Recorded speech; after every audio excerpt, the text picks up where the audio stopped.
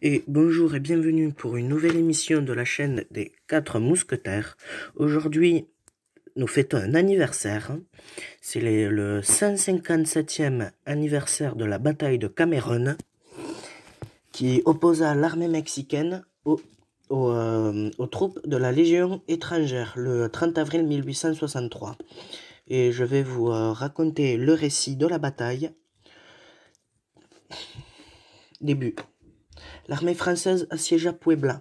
La Légion avait pour mission d'assurer sur 120 km la circulation et la sécurité des convois.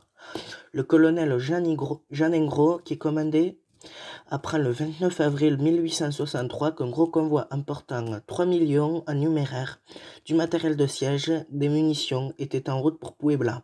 Le capitaine d'Anjou, son adjudant-major, le décide d'envoyer au devant du convoi une compagnie, la 3e compagnie du régiment étranger, fut désignée, mais elle n'avait pas d'officier disponible. Le capitaine d'Anjou en prend lui-même le commandement.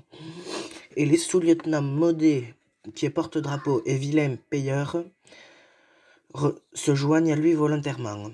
Le 30 avril, à 1h du matin, la 3e compagnie, forte de 3 officiers et 62 hommes, se met en route. Elle avait parcouru environ 20 km quand, à 7h du matin, elle s'arrête à Palo Verde pour faire le café. À ce moment-là, l'ennemi se dévoile et le combat s'engage aussitôt. Le capitaine d'Anjou fait fermer le carré et, tout en battant en retraite, repousse victorieusement plusieurs charges de cavalerie en infligeant à l'ennemi des premières pertes sévères. Arrivé à l'auberge de Cameron, vaste bâtisse comportant une cour entourée de 3 murs de 3 mètres de haut, il fut décidé de s'y retrancher pour fixer l'ennemi et retarder ainsi le plus possible le moment où celui-ci pourra attaquer les convois. Pendant que les hommes organisent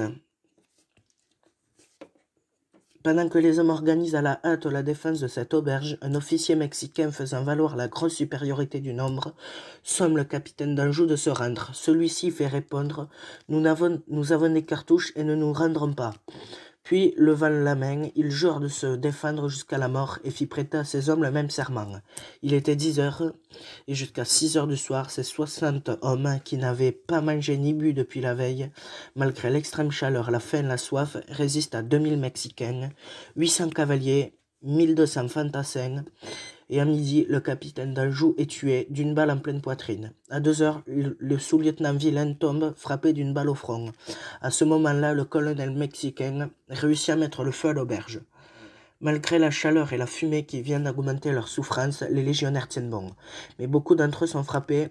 À 5h, autour du sous-lieutenant Maudet, ne reste que 12 hommes en état de combattre. À ce moment-là, le colonel mexicain rassemble ses hommes et leur dit de quelle honte ils vont se couvrir s'ils n'arrivent pas à battre cette poignée de braves. Un légionnaire qui comprend l'espagnol traduit au fur et à mesure ces paroles. Les Mexicains vont donner l'assaut au général par la brèche qu'ils ont réussi à ouvrir, mais auparavant le colonel Milan adresse encore une sommation au sous-lieutenant Maudet, celui-ci la repousse avec mépris. L'assaut final est donné. Bientôt, il ne reste autour de Maudet que 5 hommes. C'est ce que vous voyez à l'écran là. Le caporal Maine, les légionnaires Cato, Wenzel, Constantin, Léonard. Chacun garde encore une cartouche, ils ont la baïonnette au canon et réfugiés dans un coin de la cour, dos au mur, ils font face. À un signal, ils déchargent leurs fusils à bout portant sur l'ennemi et se précipitent sur lui à la baïonnette. Le sous-lieutenant Maudet et 2 légionnaires tombent frappés à mort. Maine et ses 2 camarades vont être massacrés quand un officier mexicain se précipiterait et leur sauve. Il leur crie « Rendez-vous ». Et les légionnaires lui répondent « Nous nous rendrons si vous nous promettez de relever et de soigner nos blessés, et si vous nous laissez nos armes. » Leur baïonnette reste menaçante.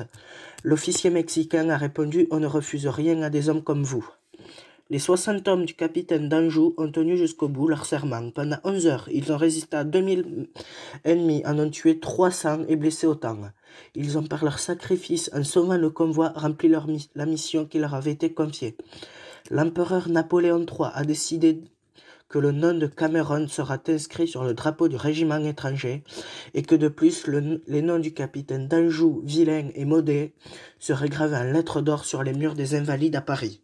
En outre, un monument fut élevé en 1892 sur l'emplacement des combats Il porte l'inscription. Ils furent ici moins de 60, opposés à toute une armée. Sa masse les écrasa. La vie plutôt que le courage abandonna ces soldats français. Le 30 avril 1863, à leur mémoire, la patrie éleva ce monument. Depuis, lorsque les troupes mexicaines passent devant le monument, elles présentent les armes.